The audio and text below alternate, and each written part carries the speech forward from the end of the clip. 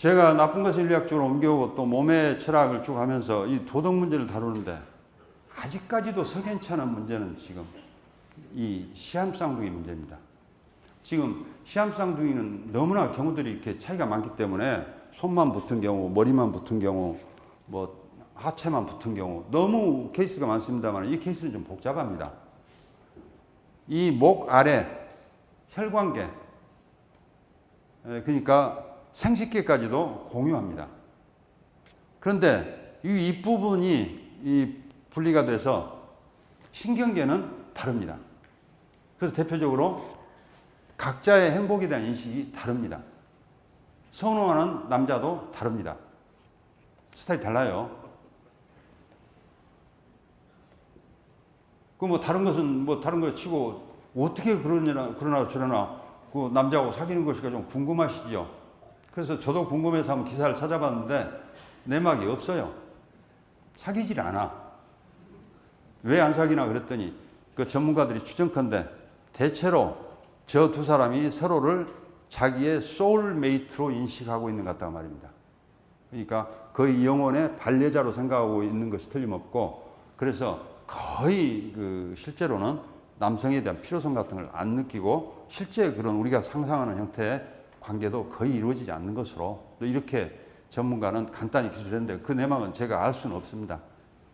거꾸로 자 혹시 남자분들 중에 아 이쪽 한번 사귀어보고 싶어 이런 기회가 그 우리 일상적인 인식을 가질 때 남성들이 얼마나 선호할까 이런 점도 또 작동하지 않을까 싶어요.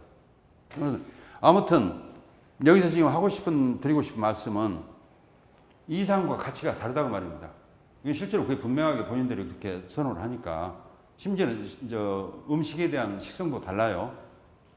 그래서 아이스크림 좋아하고 한 사람은 뭐 비스켓 좋아하고 뭐 이런 식으로 다른데 이 경우에 도덕적 회귀의 책임의 소재가 누구에게 있을까가 제가 상당히 좀 까다롭게 고민이 되는데 몸의 철학을 하지 않아도 이 문제는 골치 아픈 문제입니다. 다른 이론도 마찬가지겠죠, 괴로움은. 자, 이 두 사람이 인볼브된 상태에서 살인사건이 일어났다. 누구의 책임일 것 같아요?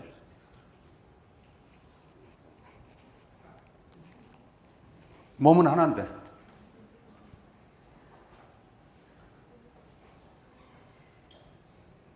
이제 골치 아픈 문제는 이런 문제죠.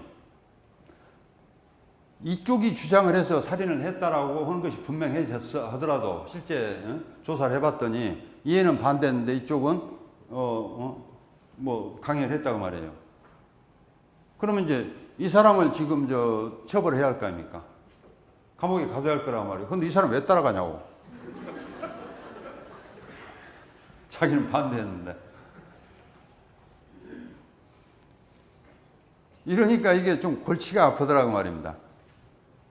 그래서 이게 저도 이제 정확하게 생리학적으로 어느 정도를 공유하는지를 뭐 제가 뭐 자신할 수는 없긴 합니다만 지금 다시 와서 정리를 해본 그 내용은 이 사람들의 행동 방식은 우리가 다릅니다.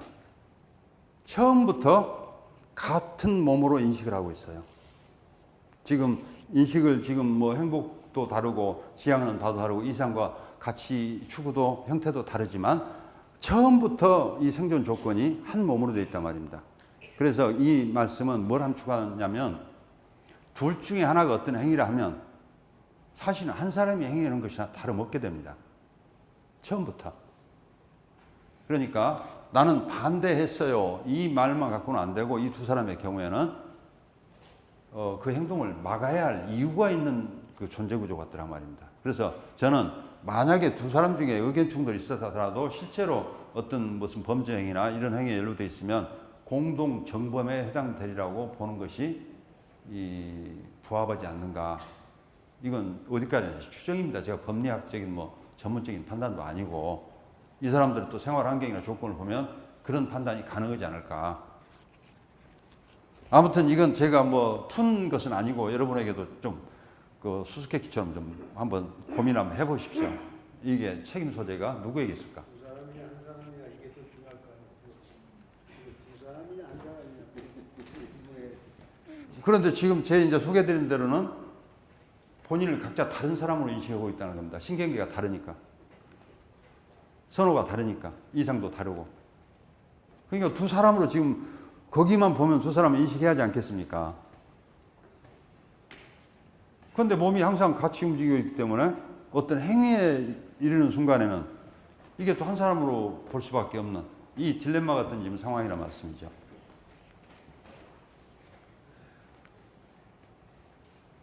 자유의지 문제입니다. 자유의지 문제는 과연 몸의 철학에서는 어떤 방식으로 잘 설명이 될까? 언젠가 그 제이과의 양순야 교수님이 제가 이제 몸의 철학을 하고 있기 때문에 이 자유의지 문제가 어떤 식으로 수월하게 설명될지 어쩔지 한번 그 지적을 해주셨어요. 그래서 그 당시에는 제가 선명하게 뭐 정리해서 말씀 못 드렸습니다만 이번 강의에 뭐 이 주제를 간단하게라도 자유의지가 어떤 문제인지를 좀 제시를 해드릴 필요가 있을 것 같아서 정리를 했습니다. 고전적인 자유의지론은 거의 도덕적 책임 묻기 위해서 자유의지가 있어야 이 사람의 책임을 물을 수 있다예요.